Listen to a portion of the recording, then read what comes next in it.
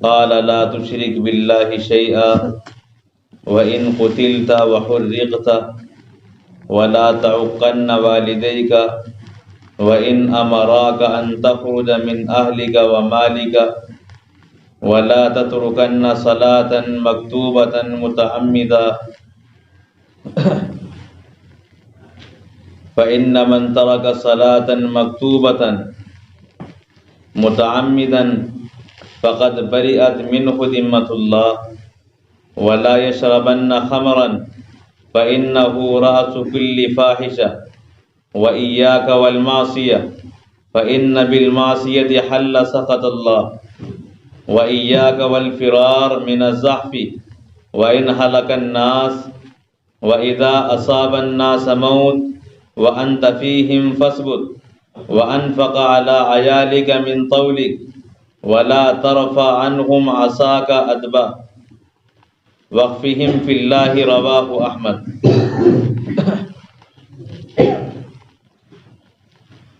تیسری فصل، حضرت معاذ رضی اللہ تعالی عنہ سے روایت ہے، وہ فرماتے ہیں کہ مجھے رسول اللہ صلی اللہ علیہ وسلم نے 10 باتوں کی وصیت کی۔ جب نصیحت کی جاتی ہے اور نصیحت تاکید کے ساتھ کی جاتی ہے تو اس تاکیدی نصیحت کو وصیت کہتے ہیں، جس میں خوب تاکید کے ساتھ زور دے کر کسی بات کا حکم دیا گیا ہو۔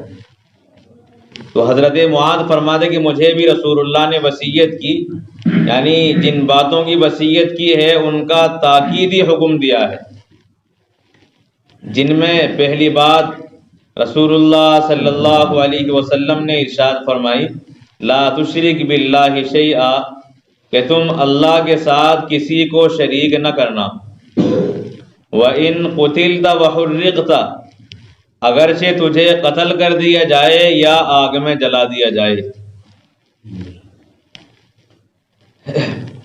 یہاں جو 10 باتیں بیان کی گئی ہیں، اس سے پہلے کی احادیث میں ان کا تذکرہ کیا جا چکا ہے، اور شرک سے متعلق آپ نے تفصیلی گفتگو سنی۔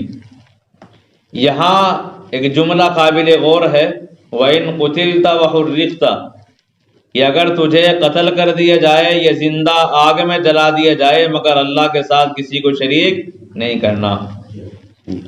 یہ حکم اللہ کے رسول علیہ السلام نے حضرت معاذ علی رضی اللہ تعالیٰ عنہ کو اس وجہ سے دیا، اس لیے کہ آپ صاحب عزیمت لوگوں میں سے تھے۔ شریعت کے 2 قانون ہوتے ہیں، بعض قانون وہ ہوتے ہیں جن کو عزیمت کہا جاتا ہے اور بعض رخصت والے ہوتے ہیں۔ ایک آدمی رمضان المبارک کے مہینے میں مسافر ہے، اب اس مسافر آدمی کو شریعت نے اختیار دیا ہے، وہ دوران سفر بھی روزہ رکھ سکتا ہے، اور جب اپنے گھر لوٹ جائے رمضان کے بعد ان روزوں کی قضا بھی کر سکتا ہے، کہ سفر میں کھاتا رہے روزہ نہ رکھے لیکن گھر پر آنے کے بعد رمضان کے بعد ان کی قضا کر لے۔ یہ رخصت ہے، چھوٹ ہے اس کے لیے۔ اور عزیمت یہ ہے کہ وہ رمضان کے مہینے میں سفر کی حالت میں ہی روزہ رکھے، یہ عزیمت ہے۔ تو اسی طرح حضرت معاذ رضی اللہ تعالیٰ عنہ کو فرما کہ چاہے تمہیں قتل کر دیا جائے یا آگ میں جلا دیا جائے اللہ کے ساتھ شریک نہیں کرنا، یہ عزیمت ہے۔ اور رخصت کیا ہے اس مسئلے میں کہ اگر کسی آدمی کو اپنی جان کا اندیشہ ہو اور زبان سے کلمہ کفر کوئی آدمی زبردستی نکلوائے لیکن آدمی کا دل مطمئن ہو ایمان پر، صرف زبان سے کہہ رہا ہے جان بچانے کے لیے، تو اس کی اجازت ہے۔ کلمہ کفر بھی اپنی زبان سے اپنی جان بچانے کے لیے کہہ سکتا ہے، جیسا کہ موجودہ حالات اسی طرح کے ہیں کہ لگاؤ نعرے، ایک خاص نعرہ لگایا جا رہا ہے تو اگر نعرہ نہ لگایا جائے تو پھر جان تک چلی جاتی ہے۔ تو اپنی جان بچانے کے لیے اگر وہ نعرہ لگا دیا گیا ہے اور دل ہمارا ایمان پر مطمئن ہے تو آدمی کافر نہیں ہوتا۔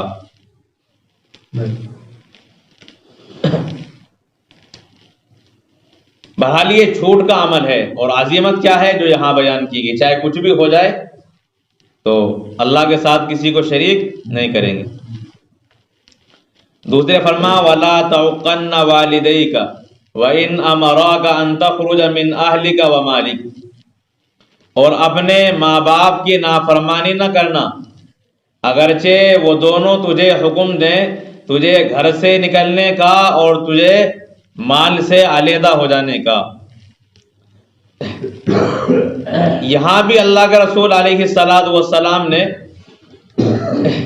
ماں باپ کی نافرمانی سے منع کیا ہے، اور ساتھ ساتھ یہ بات بھی جو عزیمت والی ہے ارشاد فرمائی کہ وہ تجھے تیرے گھر سے نکلنے کا حکم دیں تب بھی ان کی بات مانی جائے، اور تجھے مال سے علیحدہ ہو جانے کا حکم دیں تب بھی بات مانی جائے۔ اب یہاں اہل و عیال کو چھوڑنے کا جو حکم دیا گیا ہے اس میں بھی شریعت کے اصول ہیں، مسائل ہیں۔ اگر ان کی بات صحیح ہے بیوی بچوں کو چھوڑنے کی تو ان کی بات قبول کی جائے گی، اور اگر اس میں کسی کے حق طلب ہونے کا اندیشہ ہو پھر ان کی بات قبول نہیں کی جائے گی۔ اللہ کے رسول علیہ الصلاۃ والسلام کا ارشاد ہے لا طاعت لمخلوق فی معصیت الخالق، جہاں اللہ کی نافرمانی ہوتی ہو وہاں کسی مخلوق کی بات نہیں مانی جائے گی، چاہے وہ کوئی بھی ہو۔ تو اگر اللہ کا قانون ٹوٹتا ہو ماں باپ کی بات ماننے کی وجہ سے، اب وہ بات ان کی تسلیم نہیں کی جائے گی۔ یہاں کیسے ہیں اللہ کے قانون کو توڑنے کا بھی بعض ماں باپ حکم دیتے ہیں، بہت سے چوری پر لگا دیتے ہیں اور اپنے سامنے کراتے ہیں کہ میں پیرا لگا رہا ہوں تو ہاتھ صاف کرتا رہے، تو اس طرح کے جرائم بھی کراتے ہیں۔ تو جب اللہ کا قانون ٹوٹ رہا ہو ایسی بات میں ان کی بات تسلیم نہیں کی جائے گی۔ وَلَا تَتْرُكَنَّ صَلَاةً مَكْتُوبَةً مُتَعَمِّدًا، اور فرض نماز جان بوجھ کر مت چھوڑنا۔ ایک تو یہ کہ آدمی سوتا رہ گیا یا بھول سے نکل گئی، وقت کا خیال نہیں رہا، یا کسی بیماری کی وجہ سے نکل گئی، بیمار ہو گیا ہے، بے ہوش پڑا ہوا ہے، اسے خبر ہی نہیں ہے، لیکن جان بوجھ کر نماز نہ چھوڑنا۔ اللہ کے رسول آگے فرماتے ہیں کہ اگر کوئی آدمی جان بوجھ کر نماز چھوڑتا ہے فقد بریئت منہ ذمۃ اللہ، تو اللہ تبارک و تعالیٰ کی ذمہ داری اس سے ختم ہو جاتی ہے۔ اور جو آدمی اللہ تعالیٰ کی ذمہ داری سے نکل جائے اس کی ہلاکت میں کیا تردد ہے؟ اللہ تعالیٰ کی ذمہ داری میں آدمی ہے تو محفوظ ہے، ورنہ وہ دنیا میں کہیں بھی چلا جائے محفوظ نہیں ہو سکتا۔ تو جان بوجھ کر نماز چھوڑنے والا بھی اللہ کی ذمہ داری سے نکل جاتا ہے۔ یہی وجہ ہے کہ جو آدمی نماز پڑھتا ہے تو وہ شیطان وغیرہ سے بھی محفوظ رہتا ہے۔ بہت سے گناہ ہیں جن سے آدمی نماز کی وجہ سے بچا رہتا ہے، اور جو نماز چھوڑ دیتا ہے اللہ کی ذمہ داری سے وہ نکل جاتا ہے، اب اس پر شیطان کا تسلط ہو جاتا ہے، وہ نماز چھوڑنے کے ساتھ ساتھ اور بھی دیگر گناہوں میں ملوث ہو جاتا ہے، اسے ڈر ہی نہیں لگتا۔ تو اللہ کی ذمہ داری سے انسان نماز چھوڑنے کی وجہ سے نکل جاتا ہے۔ اب وہ بندہ اس بات کا مستحق بن جاتا ہے کہ اسے دنیا میں بھی سزا دی جائے اور آخرت میں بھی سزا دی جائے۔ اگر اسلامی قوانین ہوں تو انہیں دنیا میں بھی حاکم سزا دے گا اور آخرت میں بھی اللہ تعالیٰ کا ان کے لیے عذاب مہیا ہوگا، اس لیے کہ وہ اللہ کی ذمہ داری سے نکل گئے ہیں۔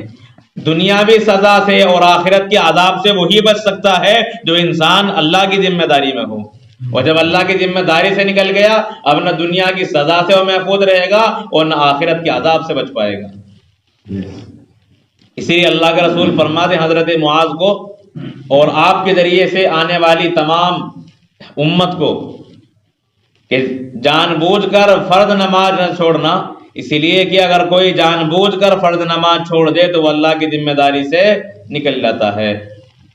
وَلَا يَشْرَبَنَّ خَمْرًا، اور شراب نہ پینا، فَإِنَّهُ رَأْسُ كُلِّ فَاحِشَةٍ، اس لیے کہ شراب ہر برائی کی جڑ ہے۔ جب آدمی شراب پیتا ہے تو اس کی عقل میں فطور آ جاتا ہے، اب اس کے لیے قتل کرنا آسان ہو جاتا ہے، اس آدمی کے لیے زنا کرنا آسان ہو جاتا ہے، چوری کرنا آسان ہو جاتا ہے، اور عام طور پر جو بڑے بڑے کام انجام دیے جاتے ہیں دنیا کے اندر وہ شراب پی کر ہی انجام دیے جاتے ہیں۔ سب سے زیادہ قتل و غارت گیری کے جو واقعات ہوں گے تو وہ شراب ہی کے ذریعے سے، بڑے بڑے آپ کو دنیا میں ایکسیڈنٹ نظر آئیں گے وہ شراب کی وجہ سے، کیونکہ عقل کام نہیں کرتی، اب وہ ریس کم کر رہے ہیں اور زیادہ ہو رہی ہے، انہیں پتہ ہی نہیں ہے۔ تو اللہ کے رسول فرماتے کہ شراب نہ پینا اسی لیے کہ تمام برائیوں کی جڑ ہے۔ اس طرح نماز تمام عبادتوں کی جڑ ہے، نماز پر لگ جائے باقی عبادتیں بھی آسان ہو جاتی ہیں، اسی لیے تمام برائی کی جڑ وہ شراب ہے، جب شراب پینے لگتا ہے پھر باقی برائیاں بھی اس کے لیے آسان بن جاتی ہیں۔ بہت سے واقعات ہیں کہ آدمی شراب پیتا ہے لیکن شراب کے نشے میں وہ اتنا بے خبر ہوتا ہے کہ وہ زنا بھی کرتا ہے اور پھر قتل بھی کر ڈالتا ہے۔ اس طرح کے بہت سے واقعات ہیں، گرچہ وہ آدمی زنا سے بھی دور تھا اور قتل وغیرہ سے بھی دور تھا لیکن شراب یہ کام بھی اس سے کرا دیتی ہے۔ وَإِيَّاكَ وَالْمَعْصِيَةَ، اور اللہ تعالیٰ کی نافرمانی سے اپنے آپ کو بچائے رکھنا۔ وَإِنَّ بِالْمَعْصِيَةِ حَلَّ سَخْطُ اللَّهِ، اس لیے کہ اللہ تعالیٰ کی نافرمانی سے اللہ تعالیٰ کی ناراضگی اترتی ہے۔ جب بھی انسان اللہ کے نافرمانی کرے گا تو اللہ کی ناراضگی اترے گی، تو اللہ کی ناراضگی کو روکنے کے لیے بہترین عمل یہ ہے کہ اللہ تبارک و تعالیٰ کی اطاعت کی جائے اور اس کی نافرمانی سے خود کو بچایا جائے۔ وَإِيَّاكَ وَالْفِرَارَ مِنَ الضَّعْفِ، اور میدان سے پیٹھ دکھانے سے بچتے رہنا۔ وَإِنْ هَلَكَ النَّاسُ، اگرچہ تمام لوگ ہلاک ہو جائیں، جب میدان جہاد میں ہوں تو تمام ساتھی اگر مر جائیں، ہلاک ہو جائیں، شہید ہو جائیں، تب بھی جان بچانے کے لیے نہ بھاگنا، مقابلے پر ڈٹے رہنا، یہ بھی عزیمت والا عمل ہے۔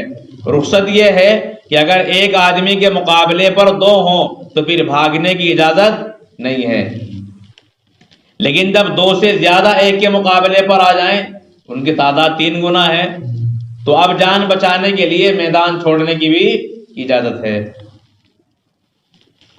لیکن یہاں عزیمت والا قانون بتایا گیا ہے کہ عزیمت والا اعلیٰ اور افضل عمل یہی ہے کہ چاہے سارے ساتھی مر جائیں، اکیلا آدمی میدان کے اندر ہو تب بھی میدان نہ چھوڑے، اپنے دین کی، اپنے وطن کی حفاظت میں اپنی جان قربان کرے۔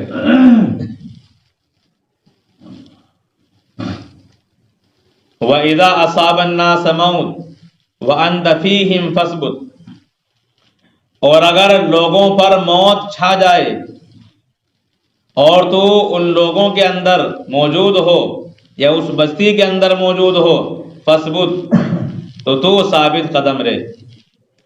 اگر کوئی وبا پھیل جائے کسی شہر کے اندر تو اللہ کے رسول فرماتے ہیں کہ اس وبا کی وجہ سے لوگ موت کے منہ کے اندر ہوں تو اس بستی کو چھوڑ کر نہ بھاگو، اسی بستی کے اندر ثابت قدم رہو۔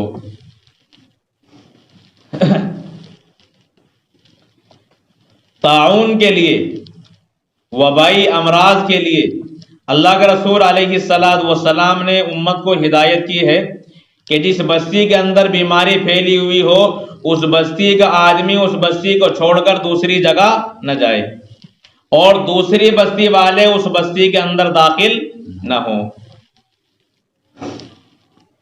اس لیے کہ اگر اس بستی کا آدمی جہاں بیماری پھیلی ہوئی ہے دوسری جگہ جائے گا تو ہو سکتا ہے اس کے اندر بیماری کے کیٹانو داخل ہو چکے ہوں، اور وہ جو دوسری جگہ جائے گا تو وہاں بھی اندیشہ ہے اس بیماری کے اور اس وبا کے پھیلنے کا، اسی لیے فرما کہ اسی جگہ پر رہو۔ اسی لیے کہ اگر اللہ نے موت مقدر کر دی ہے اس بستی کو چھوڑ کر کہیں بھی جاؤ گے موت وہاں بھی آ جائے گی۔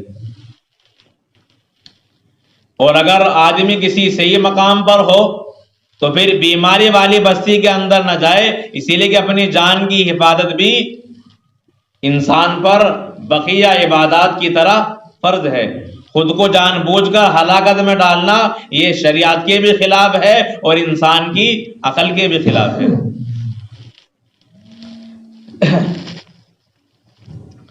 تو یہاں بھی اللہ کے رسول حضرت معاذ کو یہ فرماتے ہیں کہ موت لوگوں پر عام ہو جائے، چھائی ہوئی ہو، اور تو اس بستی کے اندر موجود ہو تو اسے چھوڑ کر نہ جانا بلکہ ثابت قدم رہنا۔ وَأَنفِقْ عَلَىٰ عَيَالِكَ مِن طَوْلِكَ، اور اپنی وسعت کے مطابق اپنے اہل و عیال پر خرچ کرتے رہنا، اپنے بیوی بچوں پر اپنی وسعت کے مطابق خرچ کرتے رہو۔ ایسا بھی نہ ہو کہ اپنی طاقت سے زیادہ لوگوں سے قرض لے کر سود لے کر ان پر خرچ کرتے رہیں، اس کی بھی اجازت نہیں ہے۔ اور ایسا بھی نہ ہو کہ اللہ تعالیٰ نے وسعت دی ہے اور اس کے باوجود ان پر تنگ دستی کی جائے، نہ صبح میں چائے دی جائے نہ کھانا دیا جائے۔ وہ آسانی کے ساتھ گوشت کھلا سکتا ہے لیکن روٹی کھلا رہا ہے کھاؤ، یہ بے وقوفی ہے اور یہ اہل و عیال کا حق مارنا ہے۔ تو اللہ کا رسول فرماتے ہیں اپنی طاقت کے مطابق ان پر خرچ کرتے رہو، اسی لیے کہ اللہ تبارک و تعالیٰ کی جانب سے گھر کے اندر جو کمزور ہوتے ہیں انہی کمزوروں کی وجہ سے رزق دیا جاتا ہے۔ بڑا یہ سمجھتا ہے میں کھلا رہا ہوں، حالانکہ جو چھوٹے بچے ہیں وہ اس کے کھلانے کا ذریعہ بن رہے ہیں۔ گھر میں جو بوڑھے ماں باپ ہیں وہ ذریعہ بن رہے ہیں اس آدمی کی وسعت کا، اس کی کشادگی کا، اس کے پاس مال کی فراوانی کا۔ اس لیے فرماتے اپنی وسعت کے مطابق اہل و عیال پر خرچ کرتے رہنا۔ وَلَا تَرْفَعْ عَنْهُمْ عَصَاكَ أَدَبًا، اور گھر والوں سے اپنی لاٹھی نہ اٹھانا ادب سکھانے کے لیے، یعنی اگر ادب سکھانے کے لیے لاٹھی اٹھانی پڑے تو وہ بھی ان پر اٹھائے رکھنا، اسی لیے کہ بغیر ادب کے، بغیر تربیت کے ان کی زندگی دشوار ہوگی اور دنیا کے اندر انہیں مصیبتوں کا سامنا کرنا پڑے گا۔ تو انہیں ادب سکھانے کے لیے اگر کچھ سختی کرنی پڑے تو اس سختی کا بھی اہتمام کیا جائے، جیسا کہ اللہ کے رسول فرماتے ہیں کہ جب بچہ 7 سال کا ہو جائے نماز کا حکم کرو، اور جب 10 سال کا ہو جائے نماز نہ پڑھے تو اسے مارو، اسے پٹائی کر کے اس کی نماز والی زندگی بناؤ۔ اور اب بالغ بھی ہو گیا، 20 سال کا ہے، آرام سے لیٹا، کوئی پرواہ نہیں ہے ماں باپ کو۔ صبح آ جاتے ہیں سمجھتے کہ میں نے پورے گھر کا قرض اتار دیا، میں نے پڑھ دی سب کی طرف سے نماز، میں نے ایک سورت تلاوت کر دی، سب گھر والوں کی طرف سے ادا ہو گئی۔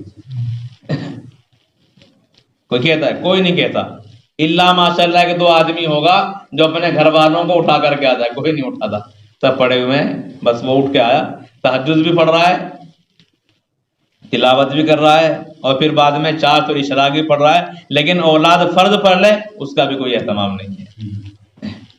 بس میں بچ جاؤں جہنم سے، اولاد جہنم میں جائے، کوئی پرواہ نہیں ہے۔ یہ بغیر نماز کے راستہ ہے جہنم سے آزادی کا، کوئی نہیں ہے، لیکن اولاد کو بچانے کی کوئی فکر ہے ہی نہیں ہے۔ تو نفسی نفسی کا وہ عالم نہیں ہے میدان محشر میں ہی، نفسی نفسی یہاں بھی ہو رہی ہے، اپنی پڑی ہوئی ہے، بس میری جان بچ جائے۔ تو خود بھی تو چھوڑ کے اسی لیے آ رہے ہیں، اپنے آپ کو اللہ کی پکڑ سے بچانے کے لیے خود آ رہے ہیں نماز میں، یا اور بھی کچھ مقصد ہے؟ یہ کہ اللہ راضی رہیں، اللہ کے ناراضگی سے بچنے کے لیے آ رہے ہیں، لیکن اولاد سے بھی اللہ راضی ہو جائیں کوئی فکر نہیں۔ بہرحال اللہ کے رسول فرماتے ہیں کہ ادب سکھانے کے لیے ان پر سے لاٹھی نہ ہٹانا، یعنی انہیں تنبیہ کرتے رہنا تاکہ ان کی تربیت ہو اور ان کی زندگی کے اندر ادب داخل ہو جائے۔ وقفہم فی اللہ، اور انہیں اللہ تعالی سے ڈراتے رہنا، اللہ تعالیٰ کے عذاب سے، آخرت کے عذاب سے، جہنم کے احوال سے۔ تو اللہ تعالیٰ نے جو عذابات قرآن و حدیث میں بیان کیے ہیں تو ان تمام باتوں کو ان کے سامنے بیان کیا جائے تاکہ ان کے اندر بھی اللہ تعالیٰ کا خوف پیدا ہو، اللہ کا ڈر پیدا ہو۔ اس لیے کہ بغیر اللہ کے ڈر کے بستر نہیں چھوڑا جا سکتا سردی کے زمانے میں۔ اللہ کا خوف ہی تو انسان کو اٹھاتا ہے۔ جتنی بھی عبادتیں ہیں وہ اللہ کے خوف کی وجہ سے انجام دی جاتی ہیں۔ گناہوں سے جو آدمی بچتا ہے وہ اللہ کے خوف کی وجہ سے بچتا ہے. بغیر اللہ کے خوف کے انسان نہیں بچ سکتا. اب تنہائی میں اسے موقع مل رہا ہے گناہ کرنے کا، لیکن جب خیال آتا ہے کہ مجھے اللہ دیکھ رہا ہے تو آدمی تنہائی میں بھی بچ جاتا ہے، محفوظ ہو جاتا ہے. اسی لیے اللہ کے رسول فرماتے ہیں کہ اپنے اہل و عیال کو اللہ تعالیٰ سے ڈراتے رہنا. تو یہ 10 باتیں ہیں جو اللہ کے رسول علیہ الصلاۃ والسلام نے حضرت معاذ رضی اللہ تعالیٰ عنہ کو بطور تاکیدی وصیت کے بیان فرمائی ہیں اور آپ کو ان پر عمل کرنے کا حکم دیا ہے. رواہ احمد، اس روایت کو امام احمد علیہ الرحمہ نے نقل فرمایا ہے. اللہ عمل کی توفیق نہ. سبحان اللہ بحمدہ ونشهد ان لا الہ الا انت نستغفرک ونتوب الیک.